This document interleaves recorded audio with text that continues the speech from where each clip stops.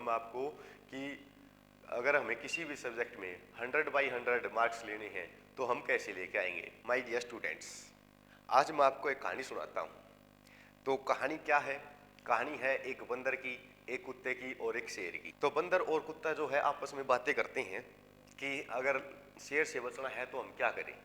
तो शेर से बचने के लिए बंदर कहता है, मुझे तो एक ही तरीका पता है कि मैं शेर से कैसे बच सकता हूँ। मुझे तो पेड़ पर चढ़ना आता है बस। मुझे कुछ नई तरकीबें सीखने की जरूरत है। ठीक है, लेकिन आपको क्या आता है? तो कुत्ता बोल कहता है, मुझे तो बहुत सारे स्टेप्स आते हैं, बहुत सारी योजनाएं हैं मेरे पास तो, जिससे मैं शेर से बच सकता हूँ। मैं रेत भी खोद सकता हूँ और उसमें खुद को दफन कर सकता हूँ। खुद के उसके अंदर भी जा सकता हूँ। ठीक है, यानी कि उसने कई बातें बताई जिससे बंदर को ये लगा कि ये शेर से बच सकता है। ठीक है, तो बंदर ने कहा कि कुछ मुझे भी सिखा दो, जो टेक्निक्स आपको आती हैं वो टेक्निक्स मुझे भी बता दो। ठीक है, कुत्ते को गर्व महसूस हुआ कि बंदर मुझसे कुछ सीखने के लिए कह रहा है। ठीक है, तो कुत्ते ने क्या किया, वो और कॉन्फिडेंस में होके ये बोलने लगा कि नहीं, मुझे तो इतनी टेक्निक्स आती हैं, मैं आपको सिखा देता हूँ तो फिर मेरे पास क्या बचेगा। ठीक है, तो इन बातों से बंदर जो है मायूस हो गया और उसको लगा कि यार ये तो बच सकता है, मैं कैसे बचूं। तभी वहां पर शेर आ गया और शेर के आने से क्या होगा, बंदर बंदर कहने लगा कि यार मुझे तो एक ही टेक्निक आती है, मैं इस टेक्निक से जो है हो सकता है कि मेरी जान बच जाए। तो मैं भाग के पेड़ के ऊपर चढ़ जाता हूँ। तो बंदर भाग के पेड़ के ऊपर चढ़ गया। अब कुत्ता क्या करे, शेर को देख के वो डर गया, वो इधर उधर भागा भी, झाड़ियों में छुपा भी, लेकिन शेर ने क्या किया, उसको दबोच लिया और उसको मार के खा गया। ठीक है, ये कहानी मैंने आपको क्यों बताई, क्योंकि देखो जो आपको आता है वो आप शेयर करो। ठीक है, क्योंकि मान लीजिए हम जो भी लेक्चर अपलोड करते हैं और उनसे आपको कुछ सीखने को मिलता है तो उसको दूसरे बच्चों के साथ शेयर किया करो, ताकि उन बच्चों का भी जो है कुछ बेनिफिट हो जाए। ठीक है, ये बंदर और कुत्ते वाली कहानी मत अप्लाई करना कि अपने पास रखा और किसी को बताया भी नहीं मुझे ये आता है, ये आता है।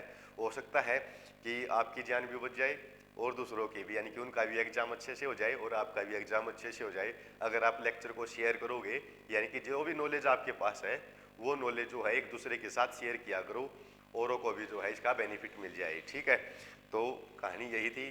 तो अब लेक्चर स्टार्ट करते हैं। तो लेक्चर क्या है आपका, आज के लेक्चर के अंदर हम करेंगे जो आपका फर्स्ट चैप्टर है सॉलिड ज्योमेट्री के मैथ का, उसकी फर्स्ट एक्सरसाइज करेंगे। इसकी वीडियो तो मैंने आपको वैसे बना के अपलोड कर रखी है, लेकिन कुछ बच्चों के कमेंट आ रहे थे कि सर इसमें आवाज़ जो है वो क्लियर नहीं सुनाई दे रही है, तो आप दोबारा से इसको जो है अपलोड कर दीजिए साफ आवाज़ के अंदर। तो अभी कोई प्रॉब्लम आती है तो आप मुझे बता देना। ठीक है, कमेंट के अंदर बता देना कि ये प्रॉब्लम आ रही है। तो देखो, इस एक्सरसाइज के अंदर मैं आपको 5 चीजें निकालना बताऊंगा। ठीक है, क्या क्या निकालनी है हमें? सबसे पहले है कि हमें निकालना है सबसे पहले नेचर ऑफ क्राउ। ठीक है, तो नेचर ऑफ क्राउ यानी कि हमें क्राउ की नेचर कैसी है ये फाइंड करना है। हमें निकालना क्या है सबसे पहले मैं वो बता रहा हूँ, फिर ये कैसे निकालना है उसके स्टेप्स बताऊंगा, फिर उसके ऊपर क्वेश्चन लेके चलेंगे और उस क्वेश्चन में हमें कैसे सोल्व आउट करना है वो सारी बातें आज हम डिस्कस करेंगे। ठीक है, सेकंड है कोऑर्डिनेट ऑफ सेंटर।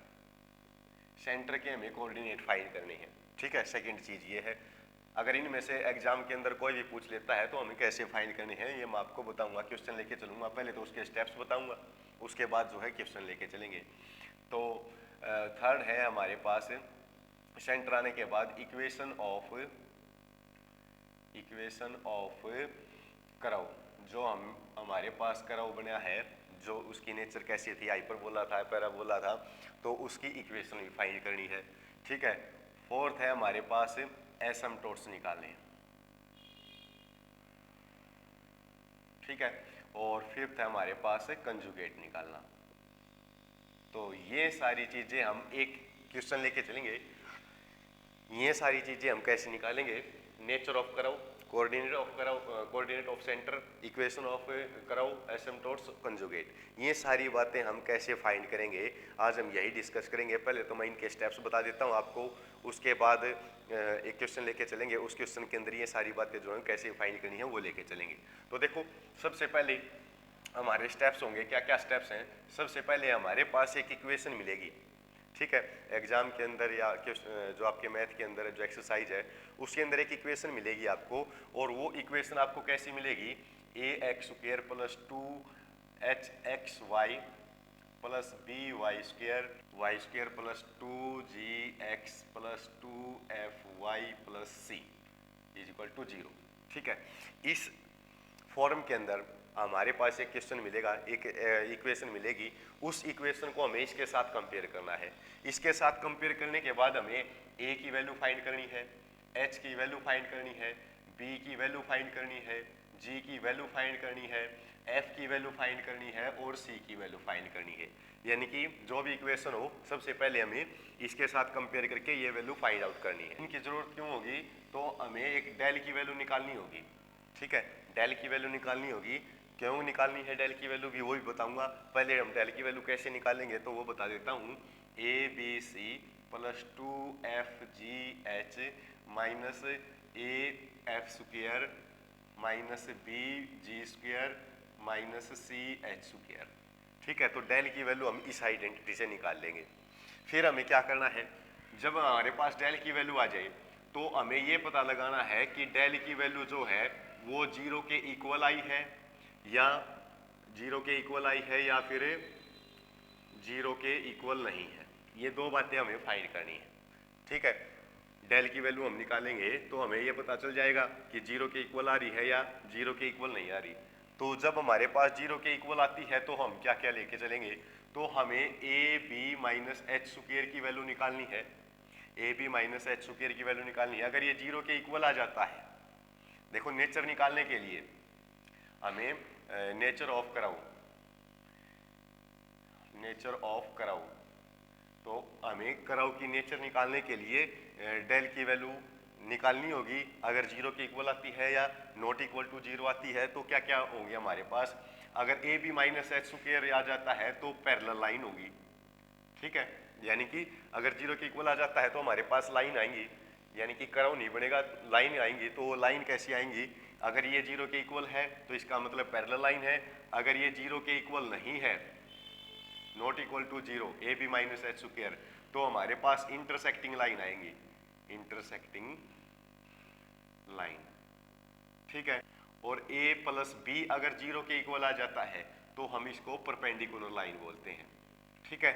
तो डेल की वैल्यू अगर 0 के इक्वल है तो हमारे पास नेचर कैसी होगी, जो हमारे पास लाइन आएगी या कर्व आएगा उसकी नेचर कैसी होगी, वो लाइन कैसी होगी, ठीक है। अगर 0 के इक्वल आ जाता तो AB माइनस h² निकाल लेंगे। वहां से हमें ये पता चल जाएगा कि 0 के इक्वल है या नॉट इक्वल टू है या A plus B is equal to 0 है। तो यहाँ से अगर 0 के इक्वल हो जाएगी AB माइनस h² तो पैरेलल लाइन आएंगी। अगर AB माइनस h² होगा 0 के इक्वल नहीं है तो इंटरसेक्टिंग लाइन होंगी हमारे पास। और A प्लस B अगर 0 के इक्वल है तो इसका मतलब वो परपेंडिकुलर लाइन होगी। लेकिन अगर हमारे पास डेल की वैल्यू नॉट इक्वल टू 0 आ जाती है तो हम क्या क्या निकालेंगे, तो वही AB माइनस h² निकालेंगे। अगर ये 0 से ग्रेटर देन आ जाता है, ठीक है, 0 से ग्रेटर देन आ जाता है तो हमारे पास जो नेचर होगी वो कैसी बनेगी, यानी कि जो हमारे पास कर्व आएगा वो कैसा बनेगा, वो इलिप्स का बनेगा, ठीक है, इलिप्स के टाइप का। अगर AB माइनस h² 0 से छोटी आ जाती है तो हमारे पास हाइपरबोला बनेगा, ठीक है, हाइपरबोला। अब आपको इनकी इक्वेशन पता होगी। इलिप्स की इक्वेशन होती है x² by a² plus y² by b² is equal to 1, ठीक है। इसकी इक्वेशन होगी x² by a² minus y² by b² is equal to 1।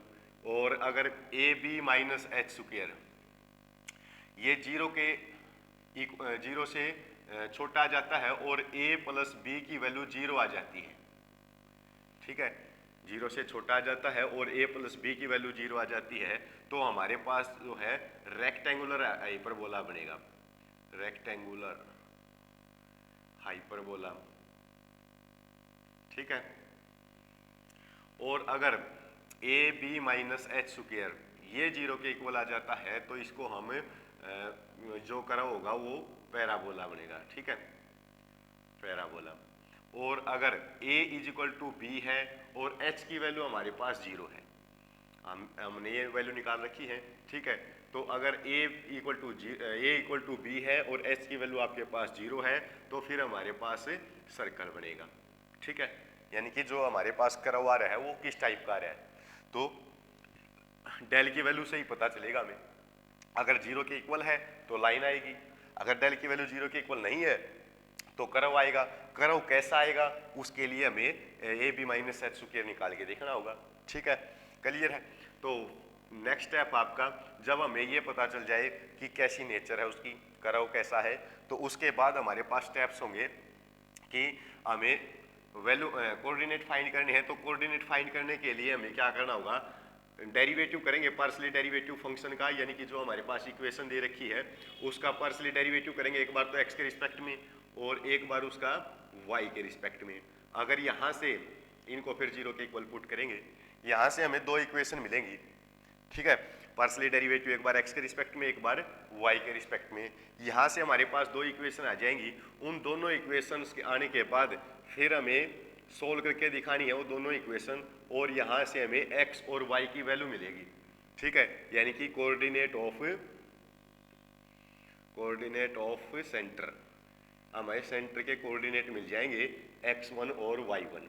ठीक है, x1 और y1। अगर आपके पास देखो उन दोनों इक्वेशनों को सोल्व करने के बाद भी हम निकाल सकते हैं, या फिर हम x1 की वैल्यू भी हम डायरेक्ट निकाल सकते हैं। आपने इनकी वैल्यू निकाल रखी है इनकी हेल्प से कि F H minus B G divide by A B minus H square, और y1 की वैल्यू निकालनी है तो G H minus A F by A B minus H square.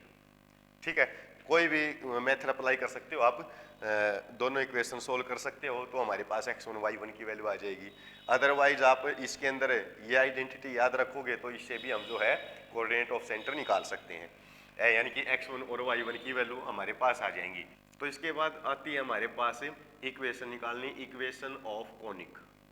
Conic जो हमारे पास जैसा कर्व बन रहा है तो उसकी इक्वेशन हम कैसे फाइंड करेंगे। तो इक्वेशन फाइंड करने के लिए हमारे पास आइडेंटिटी है a x square plus b y square plus 2hxy और plus c1 is equal to 0। ये है हमारे पास कोनिक की इक्वेशन निकालने के लिए। लेकिन यहाँ पर ए की वैल्यू पता है आपको, बी की वैल्यू भी पता है, एच की वैल्यू भी पता है, c1 क्या है, तो c1 की वैल्यू हम कैसे निकालेंगे। तो c1 की वैल्यू निकालने के लिए हमें gx1 जो आप लोगों ने यहाँ पर निकाल रखा है gx1 plus by1 plus c आपकी ये जो वैल्यू है ये। ठीक है, तो यहाँ से आपके पास c1 की वैल्यू आ जाएगी। तो ये थे आपके पास क्या क्या निकालना है। अगर नेचर पता करना है तो हम डेल की वैल्यू फाइंड करेंगे।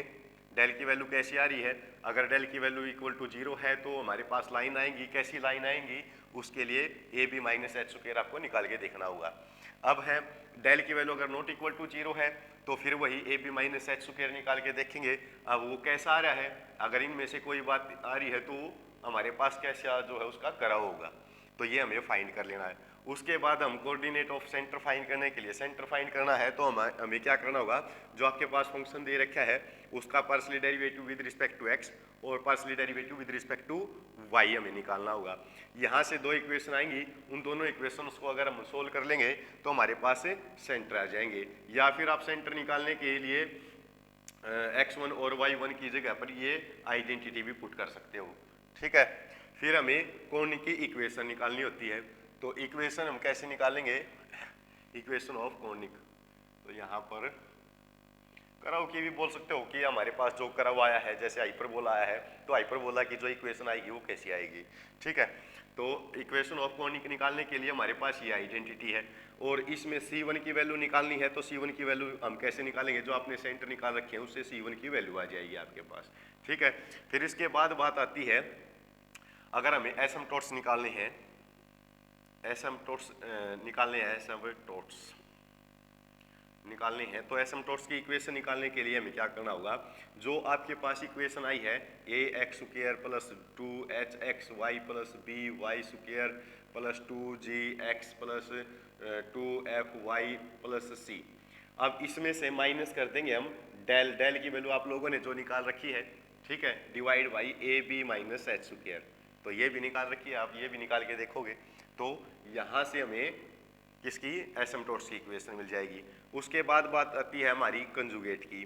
तो कंजुगेट हम कैसे निकालेंगे, कंजुगेट निकालने के लिए वही जो इक्वेशन आपके पास है 2hxy plus b y square plus 2gx plus 2fy plus c, इसमें से माइनस कर देंगे अब की बार 2 डेल, यानी कि डेल की 2 के साथ मल्टीप्लाई कर देंगे और डिवाइड में A B minus H square.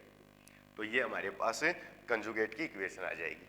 तो ये आपको जो मैंने 9 स्टेप बताए हैं, इन स्टेप्स को फॉलो करके ही सारे क्वेश्चन जो है इस एक्सरसाइज के सोल्व आउट करने हैं। ठीक है, इसमें से कुछ भी आप अगर आपको पूछ लेता है कि नेचर बताओ, तो हमें नेचर बता, यहाँ तक हम कैसा जो है उसकी नेचर होगी, यहाँ तक हम नेचर बता सकते हैं। और अगर कोऑर्डिनेट फाइंड करने हैं, सेंटर फाइंड करना है, तो सेंटर हम कैसे फाइंड कर सकते हैं। और फिर कौन की इक्वेशन निकालनी है, तो इक्वेशन हम कैसे निकालेंगे। अगर हमें एसिम्पटोट्स निकालने हैं, तो एसिम्पटोट्स निकालने के लिए यहाँ तक तो हमें क्वेश्चन करना ही है। ठीक है, तो यहाँ से आपको डेल की वैल्यू भी मिल जाएगी और A B minus H square की वैल्यू भी मिल जाएगी, और जो इक्वेशन आपके पास है उसमें से उसको माइनस कर देंगे। ठीक है, और कंजुगेट की भी इक्वेशन हम निकाल सकते हैं। तो ये तो थी कुछ स्टेप्स आपको फॉलो करने हैं। इनमें से अगर कुछ भी निकालना है, 5 या 6 चीज़ें जो मैंने आपको बताई हैं, ये पांचों की पांचों जो है, इनमें से अगर क्वेश्चन कोई भी बात पूछ लेता है एग्जाम के अंदर, तो इन स्टेप्स को फॉलो करके ही हम जो है वो फाइंड आउट कर सकते हैं। तो मैं इसके ऊपर एक क्वेश्चन लेके चलता हूँ और वो क्वेश्चन फिर आपको बता देते हैं कैसे सोल्व आउट करना है। ठीक है, तो देखो मैं पहले इक्वेशन लिख देता हूँ और उस इक्वेशंस को फिर हम इसके अकॉर्डिंग सोल्व करेंगे। जैसे आपके मैथ के अंदर दे रखा है, एक्सरसाइज का क्वेश्चन ले लेता हूं मैं। मान लीजिए आपके पास दे रखा है 2x square plus 4xy plus 3y square minus का 8x माइनस का 14y और प्लस 9 इज इक्वल टू 0। ये आपके पास इक्वेशन दे रखी है।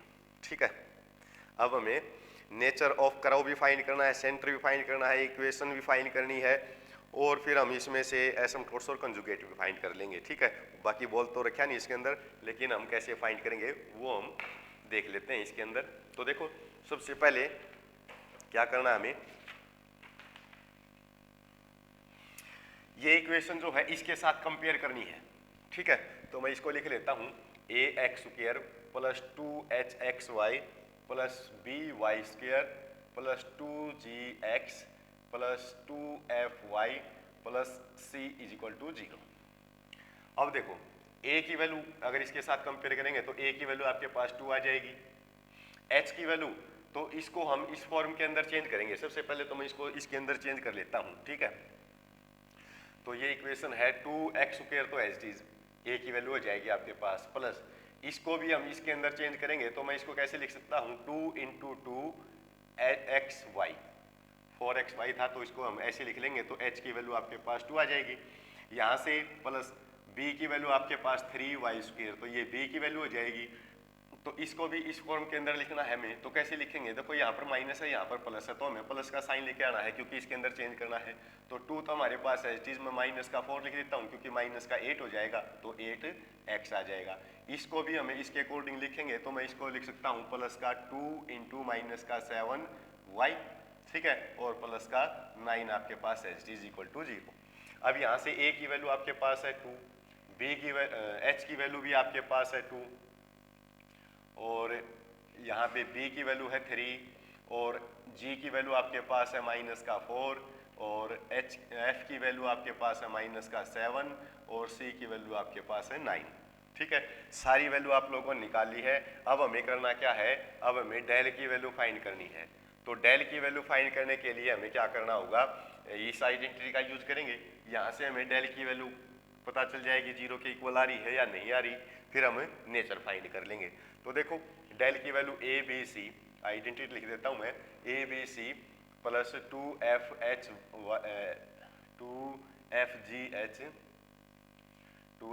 h minus A F square minus B G square और माइनस का सी एच स्क्वायर।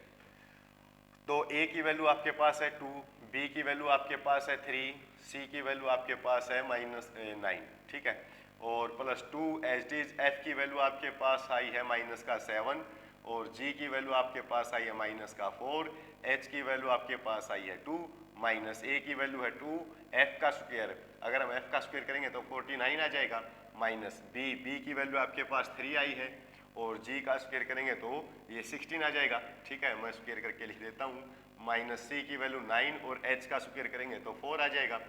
अब यहाँ से देखो ये 6 हो जाएगा, ये 54 हो जाएगा, और यहाँ से 4 और 4 16, और ये 16 की 4 और 16 माइनस माइनस प्लस का ही होगा, और 16 की अगर मैं 7 के साथ मल्टीप्लाई करूँगा तो ये आ जाएगा 2 और ये 11। ठीक है, माइनस यहाँ पर आ जाएगा 2 के साथ मल्टीप्लाई करेंगे तो ये 8 हो जाएगा और ये 9 आ जाएगा। ठीक है, माइनस ये हो जाएगा 48 और माइनस का 36। अब देखो अगर मैं 54 में से इसको माइनस कर देता हूँ तो ये आपके पास आ जाएगा, यहाँ से इसको कैंसिल कर देंगे तो यहाँ पर आपके पास 6 बच जाएगा। ठीक है, सॉरी यहाँ पर 6 बच जाएगा, तो 6 तो ये बच गया आपके पास। अगर इसमें से इसको माइनस करेंगे तो यहाँ पर आपके पास आ जाएगा ये 100 में से तो 2 बच जाएगा, तो ये 14 बच जाएगा। ठीक है, और इसको ऐड करेंगे तो यहाँ पर माइनस की वैल्यू बचेगी आपके पास। ठीक है, ये 20 है तो यहाँ पर माइनस का ये आपके पास बच जाएगा, 20 माइनस करेंगे तो 16। अब ये वैल्यू कैसी आ रही है, 0 से नॉट इक्वल टू 0 आ रही है ना, नॉट इक्वल टू 0। ठीक है, अब नॉट इक्वल टू 0 है तो इसका मतलब क्या है, यहाँ पर आ गए हम। अब नॉट इक्वल टू 0 है तो हमारा फिर नेचर ऑफ कर्व कैसा होगा, तो कर्व को फाइंड करने के लिए हमें क्या करना होगा, A B minus H square की वैल्यू फाइंड करनी होगी। अब A B minus H square की वैल्यू हम कैसे फाइंड करेंगे, तो ए की वैल्यू है, बी की वैल्यू है, एच की वैल्यू है, तो ए और बी की मल्टीप्लाई करेंगे तो 2 × 3 माइनस एच का स्क्वायर करेंगे तो 4 का स्क्वायर तो ये 6 हो जाएगा, और सॉरी 2 का स्क्वायर करेंगे तो ये तो 6 हो जाएगा, माइनस का 4 हो जाएगा तो 2 आ जाएगा। अब 2 है ये क्या है, 0 से ग्रेटर देन है, तो 0 से अगर ग्रेटर देन है तो हमारे पास जो बनेगा वो क्या बनेगा, एलिप्स आएगा, तो एलिप्स। ठीक है, यहाँ से हमारे पास जो कर्व होगा वो कैसा होगा, एलिप्स के टाइप का होगा। अब एलिप्स के टाइप का तो होगा, अब हमें इसके सेंटर भी फाइंड करने हैं और इसकी इक्वेशन भी फाइंड करनी है। तो देखो सेंटर फाइंड करने के लिए हमें क्या करना होगा, जो आपके पास फंक्शन है उसका partial derivative with respect to X, next step के ऊपर आ जाएंगे हम। ठीक है, तो partial derivative with respect to X, तो इसका मैं partial derivative with respect to X कर देता हूं, तो यहाँ पर आ जाएगा 4x हो जाएगा, यहाँ पर आ जाएगा प्लस का 4y हो जाएगा, क्योंकि x तो कांस्टेंट है 1 हो जाएगा, ये 0 माइनस का 8 आ जाएगा, x का 1 ये बाकी सारा 0 हो जाएगा। और partial derivative with respect to y कर देंगे, तो अब की बार y के रिस्पेक्ट में करेंगे तो ये 0 हो जाएगा, यहाँ पर 4x बच जाएगा, और यहाँ पर प्लस का 6y आ जाएगा, ये 0 हो जाएगा, माइनस का 14 बच जाएगा। ठीक है, अब इनको क्या करना है, 0 के इक्वल रख देंगे। ठीक है, इनको 0 के इक्वल रखेंगे तो 4x प्लस 4y माइनस का 8 is equal to 0, 4x plus 6y minus का 14 इज इक्वल टू 0। यहाँ से मैं 4 से डिवाइड कर सकता हूँ तो x प्लस y माइनस का 2 इज इक्वल टू 0।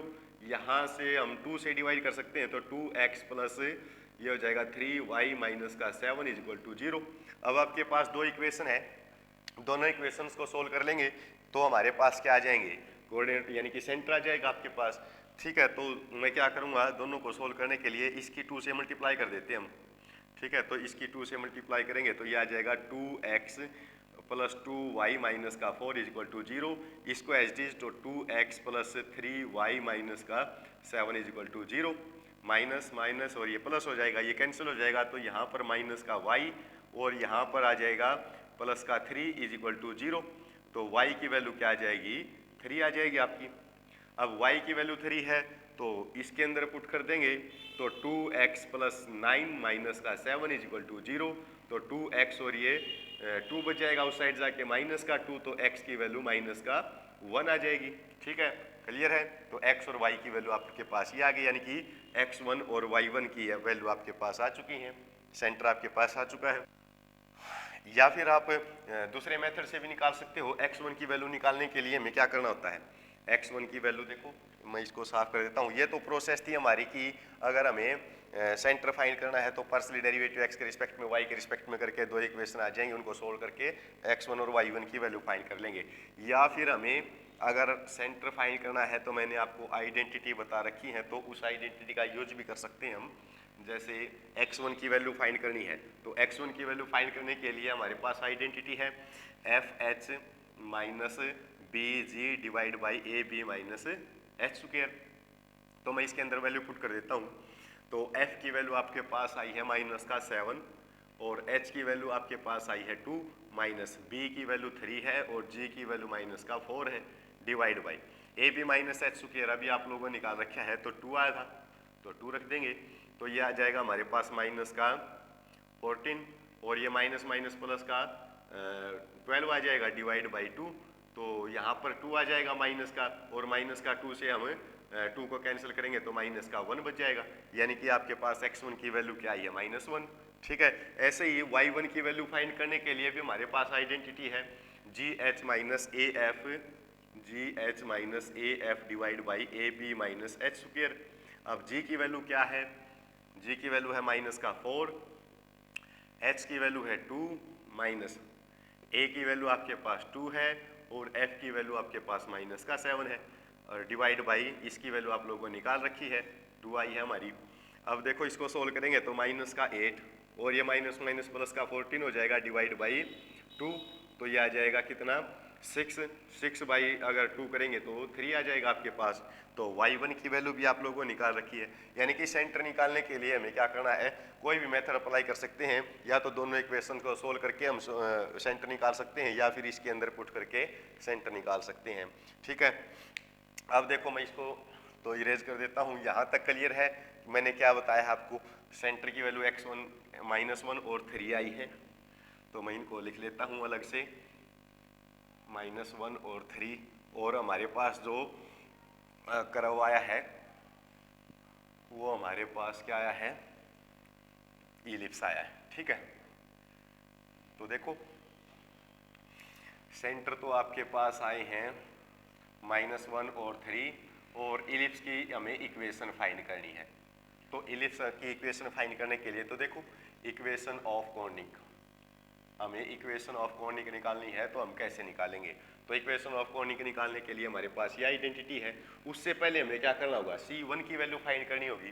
तो C1 की वैल्यू फाइंड कर लेता हूँ, ऐसे इक्वेशन में यहाँ पे लिख देता हूँ ax square plus by square plus 2hxy और plus C1 is equal to 0। अब C1 की वैल्यू पहले फाइंड कर लेते हैं।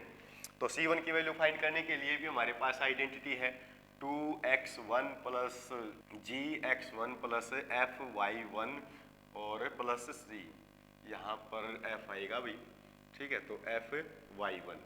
ठीक है, तो देखो C1 की वैल्यू हम कैसे फाइंड करेंगे, g की वैल्यू आपके पास है, कहाँ है ये रही, माइनस का 4, और x1 की वैल्यू आपके पास क्या आई है, ये x1 और y1, तो माइनस का 1 आई है, प्लस f की वैल्यू आपके पास है माइनस का 7 और y1 की वैल्यू आपके पास आई है 3, प्लस c की वैल्यू आपके पास है 9।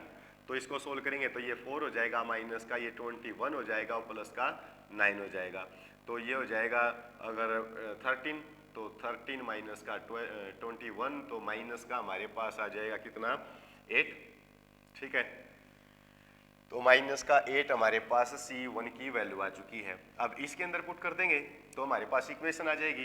तो A आपके पास आया है 2, तो 2x स्क्वायर प्लस B की वैल्यू हमारे पास है 3, तो 3y स्क्वायर प्लस 2h, अब 2 और 2h की वैल्यू 2 है तो दोनों की मल्टीप्लाई करेंगे तो 4xy और C1 की वैल्यू माइनस का 8 है इज इक्वल टू 0। तो ये हमारे पास क्या आ जाएगी, इक्वेशन आ जाएगी। लेकिन इसको अगर आप सोल्व करना चाहो तो मैंने बताया था इलिप्स की इक्वेशन कुछ इस टाइप से होती है। ठीक है। तो उसके अकॉर्डिंग भी हम लिख सकते हैं इसको। तो उसके अकॉर्डिंग लिखने के लिए हम क्या करेंगे, इसको मैं उस साइड लेके जाता हूँ, तो 2x² प्लस 3y² और प्लस का 4xy इज इक्वल टू 8। ठीक है। अब मैं 8 से इसको डिवाइड कर देता हूँ, क्योंकि इक्वल टू हमें 1 लेके आना है।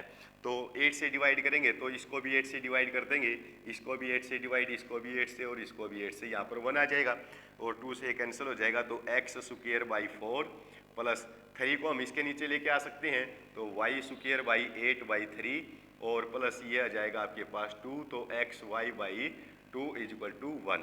तो ये आपके पास जो है इलिप्स की इक्वेशन आ जाएगी। ठीक है, क्लियर है। ये तो थी इलिप्स की इक्वेशन। आपने AB माइनस h² की वैल्यू निकाली थी 2 और डेल की वैल्यू आपके पास क्या आई थी, माइनस का 16। ठीक है, सॉरी, डेल की वैल्यू क्या आई थी आपके पास, एक बार चेक कर लेते हैं। तो डेल की वैल्यू आपके पास आई थी माइनस का 16। ठीक है, ये वैल्यू क्यों निकाली, क्योंकि अब हमें क्या निकालना है, हमने इक्वेशन तो निकाल दी। इक्वेशन निकालने के बाद हमें एसिम्पटोट्स निकालने के लिए बोल सकता है, या कंजुगेट निकालने के लिए।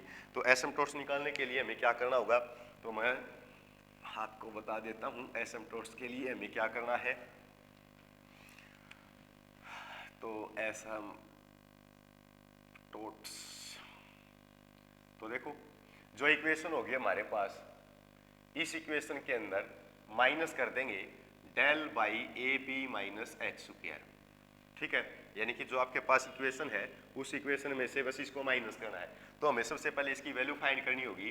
तो डेल की वैल्यू आपके पास आई है माइनस का 16, तो माइनस का 16 divide by AB minus h² की वैल्यू आई है 2, तो ये माइनस का 8 हो जाएगा। तो ये तो हमारे पास इसकी वैल्यू आ चुकी है। अब इक्वेशन, एसिम्पटोट्स की इक्वेशन फाइंड करने के लिए आइडेंटिटी क्या है, जो आपके पास इक्वेशन है ax² plus 2hxy plus by² plus 2gx plus 2fy plus c is minus del by AB minus h² is equal to 0। अब इसके अंदर पुट कर देंगे, तो ये इक्वेशन तो सेम टू सेम यहाँ तक तो एज इट इज लिखनी है आपको। तो 2x² plus 4xy plus 3y² minus का 8x और माइनस का 14y और प्लस का 9 है माइनस। अब इसकी वैल्यू क्या है आपके पास, -8 है और माइनस पहले है, तो प्लस का 8 इज इक्वल टू 0। तो ये कितना हो जाएगा, तो 2x² plus 4xy plus 3y² minus का 8x और प्लस का 14y और ये हो जाएगा प्लस का 17 इज इक्वल टू 0। ठीक है, तो ये हमारी एसिम्पटोट्स की इक्वेशन आ जाएगी।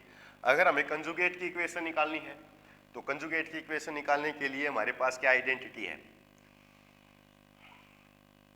कंजुगेट की इक्वेशन निकालनी है तो उसके लिए हमें जो निकालना है ax² प्लस by² या 2hxy plus by² plus 2gx plus 2fy plus c minus, अब की बार जो ये वैल्यू निकालनी है बस इसका 2 टाइम कर देंगे, तो 2 del by AB minus h²।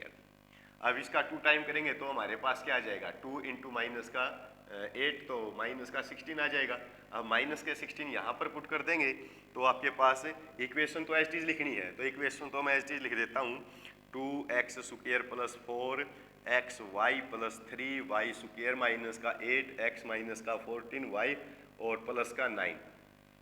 अब इसकी जगह पर क्या है, माइनस का 16 और माइनस है, ये प्लस का हो जाएगा इज इक्वल टू 0।